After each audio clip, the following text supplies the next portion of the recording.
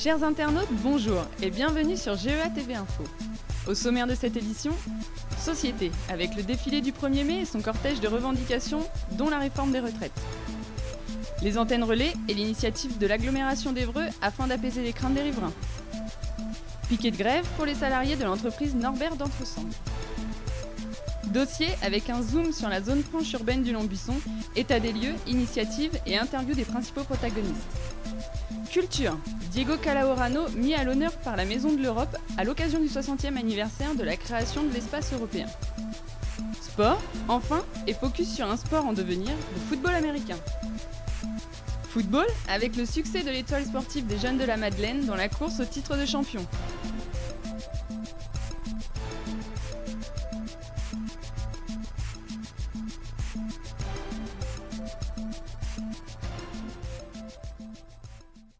Lors de la manifestation du 1er mai, les syndicats et travailleurs se sont réunis pour lancer un appel au gouvernement sur les questions de l'emploi et des retraites.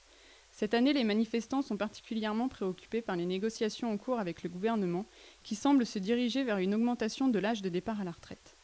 Le débat engendre de vives réactions. Moi je trouve que c'est la honte, c'est honteux. Et pourquoi c'est honteux ? Parce que les gens ils travaillent 40 ans, je crois que c'est assez. Ouais. Encore de plus que y en a qui ont du travail très dur. Ça fait combien de temps, madame, que vous travaillez ? Moi j'ai travaillé depuis l'âge de 14 ans jusqu'à 60 ans. Et vous avez cumulé vos annuités ? Je touche pas grand chose.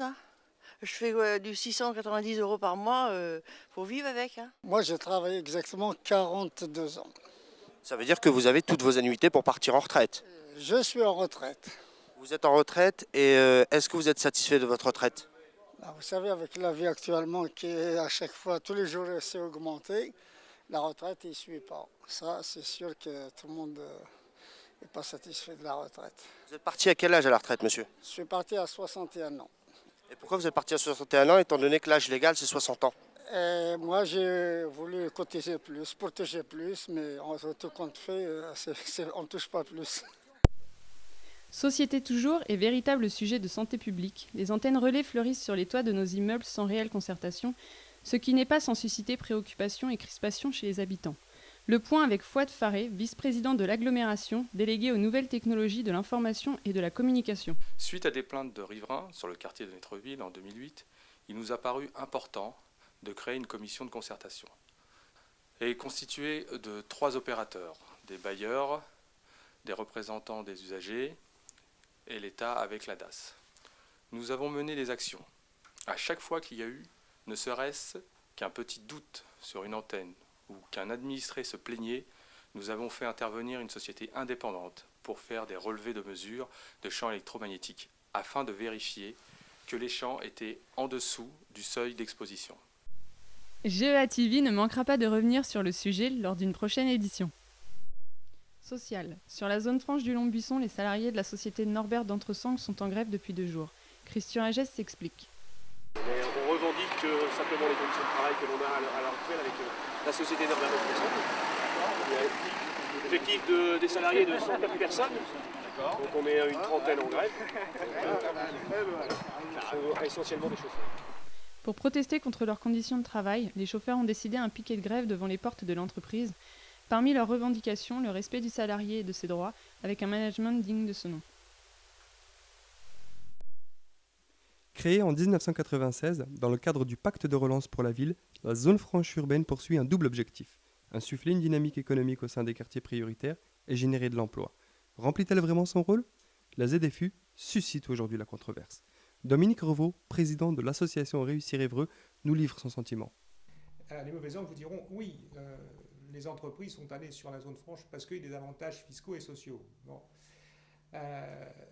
Certes, mais si on ne respecte pas les critères pour pouvoir bénéficier, donc au niveau des charges sociales notamment, des exonérations, les entreprises n'y ont pas droit plus longtemps. Les entreprises jouent-elles le jeu du recrutement au sein des quartiers ? Pour Michel Champredon, président du Grand Évreux Agglomération, l'urgence est davantage dans la perception des quartiers de manière à ne pas les stigmatiser. L'ambition, c'est qu'il ne soit plus mis à l'index. L'ambition, c'est qu'on n'en parle plus. C'est-à-dire qu'il soit normalisé. Qui parle du centre-ville ? Personne. Qui parle de Saint-Michel ? Personne. Qui parle de Navarre ?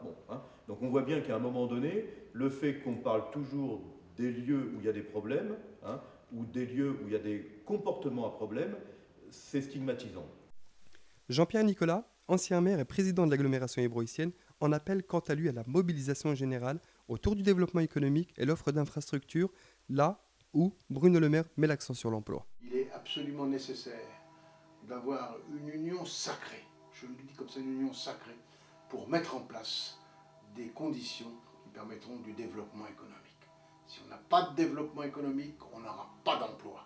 Et tant qu'on n'aura pas d'emploi, les jeunes pourront faire un certain nombre de choses, peut-être un peu répréhensibles. Mais ça passe par là. Et pour avoir du développement économique, il faut avoir une véritable politique de développement économique. Et il faut avoir les infrastructures qui permettent d'accueillir les entreprises. C'est pour moi la priorité absolue, aussi bien pour Évreux, pour les quartiers de la Madeleine, de Nétreville, dont je suis élu, que pour un certain nombre de communes rurales. Je crois que la clé absolue, c'est de permettre à chacun de vivre de son travail et donc d'avoir accès à l'emploi. C'est ce qui est le plus important à mes yeux. Une chose est sûre, il reste beaucoup à faire. Néanmoins, des initiatives originales sont prises à l'image toujours de l'association Réussir Évreux qui vient de lancer son groupement d'employeurs qui a permis le recrutement de 7 personnes et qui est à l'origine d'un job dating mené de façon concertée. Avec la participation donc de services de l'État, puisque la Maison pour l'Emploi était partie prenante, l'Agence pour l'Emploi était partie prenante, et on a pu, je crois, suite à ce job dating, créer, c'était 2 emplois. Mais même s'ils ont été temporaires, c'était toujours ça la portée. Organisée à l'initiative de la Maison de l'Europe et jusqu'au 22 mai, se tient à l'Hôtel de Ville une exposition photo de Diego Calahorrano. Né en 1968 en Argentine et en France depuis 1999, il n'a eu de cesse de faire partager à travers son œuvre son amour de la nature et de la photographie. Alfred Recourt, président de la Maison de l'Europe, nous explique ce choix. Dans le même temps, parce que nous sommes dans un semestre de présidence espagnole, nous avons avec la mairie d'Évreux, à la mairie, à l'Hôtel de Ville, une exposition que nous avons inaugurée récemment avec le maire, M. Champredon, sur l'Espagne, qui assure en ce moment la présidence de l'Europe. Méconnu du grand public et ignoré des médias traditionnels, GEA TV a rencontré les Asgards d'Évreux, l'équipe de football américain fondée en mai 2009. Au sein du club, l'actualité est au recrutement et le bilan au terme de cette première année reste positif, comme nous l'explique Cyril Marcilly. Alors en football américain, j'ai à peu près 28 joueurs. En termes d'arbitre, j'en ai 6. Et en entraîneur diplômé, il n'y a que moi. Et sinon, je forme d'autres personnes. Il va y avoir à peu près 3 autres coachs qui sont prévus en formation. Le club envisage sa participation au championnat régional 2011. Les Asgards espèrent même que d'ici l'année prochaine, la section cheerleading viendra compléter le spectacle. De plus, une section flag, variante du football américain, a été développée et en lien avec l'équipe de Rouen est déjà inscrite en championnat national. Plus d'infos sur GEA Sport. 1, 2, 3. Sport toujours avec l'étoile sportive des jeunes de la Madeleine qui, au cours d'un match très disputé contre l'équipe d'Ivry au stade Jean-Bouin, assure sa place de premier au championnat et confirme ainsi son accession en promotion d'excellence. Le coach de l'ESJM, Mohamed Nasni, satisfait, nous livre ses impressions. Aujourd'hui, la montée est acquise. Néanmoins, le panache voudrait qu'on termine champion pour l'histoire du club, pour l'histoire des jeunes. L'année prochaine, un nouveau championnat nous attend, avec de nouveaux défis, et en espérant que tout le groupe soit fidèle au rendez-vous. Souhaitons à cette équipe une saison prochaine aussi réussie.